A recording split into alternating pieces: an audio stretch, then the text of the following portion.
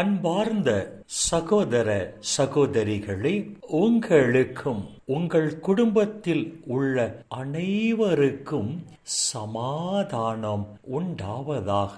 ஆமேன். அன்பார்ந்த சகோதர சகோதரிகளே, இன்றைய நாளின் தியானத்திற்காக நாம் எடுத்துக்கொண்ட இறை வார்த்தை புனித பவுல் கொரிந்தியருக்கு எழுதிய முதல் திருமுகம் 11ஆம் அதிகாரம் 23வது இறை வார்த்தையின் 2வது வரியும் 24வது இறை வார்த்தையும். ஆண்டவராகிய இயேசு காட்டி கொடுக்கப்பட்ட அந்த இரவில் அப்பத்தை எடுத்து கடவுளுக்கு நன்றி செலுத்தி அதை பிட்டு, இது உங்களுக்கான என் உடல், இதை என் நினைவாக செய்யுங்கள் என்றார் என்று புனித பவுல் இங்கு எழுதுகிறார். ஆண்டவர் இயேசு ஏன் தன் திரு உடலையும் தன் திரு இரத்தத்தையும் நமக்கு உணவாக பானமாக விட்டு செல்கிறார்? எனது சதையை உண்டு என் இரத்தத்தை குடிப்பவர் நிலை வாழ்வை கொண்டுள்ளார் என்று ஆண்டவர் இயேசுவே சொன்னதாக புனித யோவான் எழுதிய நற்செய்தி 6ஆம் அதிகாரம் 54ஆம் இறை வார்த்தை நமக்கு சொல்லுகிறது. விண்ணக ராஜ்யத்தை சொந்தமாக்கிக் கொள்ளும்படியாக இந்த உலகம் தோன்றும் முன்பே தந்தையாம் கடவுளால் முன் குறிக்கப்பட்டு பெயர் சொல்லி அழைக்க பெற்ற நாம் அனைவரும் இந்த உலக வாழ்வின் முடிவில் நிலை வாழ்வை சொந்தமாக்கிக் கொள்ள வேண்டும் என்பதற்காக ஆண்டவர் இயேசு தன் உடலை உணவாகவும் தன் இரத்தத்தை பானமாகவும் விட்டு செல்கிறார். அன்பார்ந்த சகோதர சகோதரிகளே, பரிசுத்தமான தகுதி உள்ள நிலையில் நாம் திருவிருந்தில் பங்கு பெறும் போது நம் உள்ளத்தில் ஆண்டவர் இயேசு எழுந்து வருகிறார். புனித யோவான் எழுதிய நற்செய்தி 7ஆம் அதிகாரம் 39ஆம் இறை வார்த்தையில் சொல்லி இருக்கிறபடி, நாம் அவர் மீது நம்பிக்கை கொண்டு வாழ்வதால் தூய ஆவியை நம் மீது நிறைவாக பொழிகிறார். நம்மை ஆட்கொண்ட தூய ஆவியானவர் கடவுளின் திருவுளம் என்ன என்பதை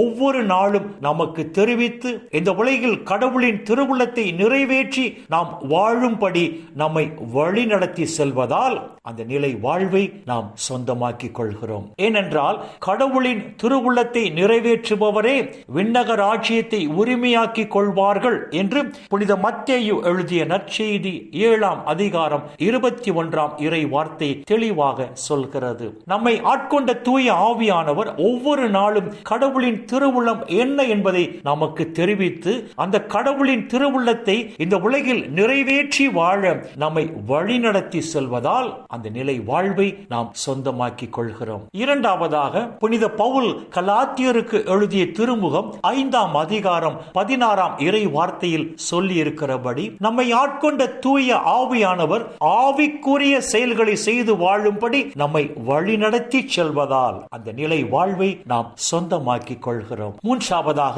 நம்மை ஆட்கொண்ட தூய ஆவியானவர் சாத்தானின் சோதனைகளை வெல்ல ஆற்றலையும் பலனையும் நமக்கு தந்து நாம் சாத்தானின் சோதனைகளை முறியடித்து சாத்தான் மீது வெற்றி கொண்டு இந்த உலகில் கடவுளுக்கு உகந்த பரிசுத்தமான வாழ்க்கை வாழும்படி செய்வதால் நாம் அந்த நிலை வாழ்வை உரிமையாக்கிக் கொள்கிறோம். அன்பான சகோதர சகோதரிகளே, பரிசுத்தமான தகுதி உள்ள நிலையில் நாம் திருவிருந்தில் பங்கு பெறும் போது நம் உள்ளத்தில் எழுந்து வரும் ஆண்டவர் இயேசு நம் மீது பொழியும் தூய ஆவியின் வழியாக அந்த நிலை வாழ்வை நாம் பெற்றுக் கொள்வோம் என்றுதான் இன்றைய நாளின் இறை வார்த்தைகள் நமக்கு தெளிவாக எடுத்து சொல்கின்றன.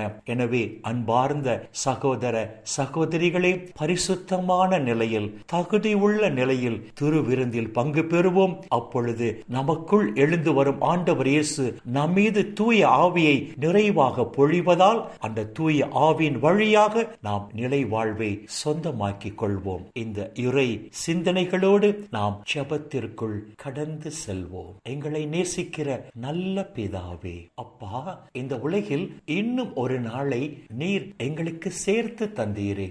அப்பா, உமக்கு நன்றி சொல்லுகிறோம். பரிசுத்தமான நிலையில் திருவிருந்தில் நாங்கள் பங்கு பெறும் போது எங்கள் உள்ளத்தில் எழுந்து வரும் ஆண்டவர் இயேசு எம் மீது பொழியும் தூய ஆவியின் வழியாக நாங்கள் நிலை வாழ்வை பெற்றுக் கொள்வோம் என்று சொல்லி உம்முடைய உயிருள்ள வார்த்தைகள் வாயிலாக எங்களோடு பேசினீரே.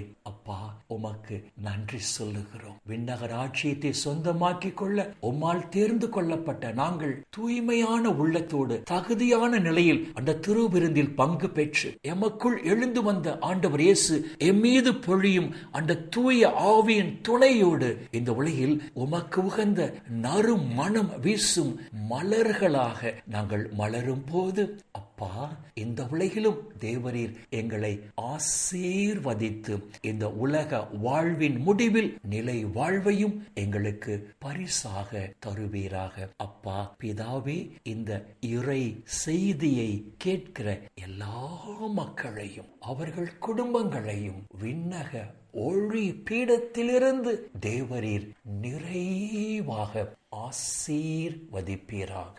அப்பா, இந்த இறை செய்தியை கேட்கிற உம்முடைய பிள்ளைகள் உம்முடைய நிறைவான ஆசீரால் மன நிறைவோடு, மன மகிழ்ச்சியோடு, மன அமைதியோடு, நலமோடு வாழ கிருபை செய்வீராக. இயேசுவின் பரிசுத்த நாமத்தில் ஜெபிக்கிறோம் நல்ல பிதாவே.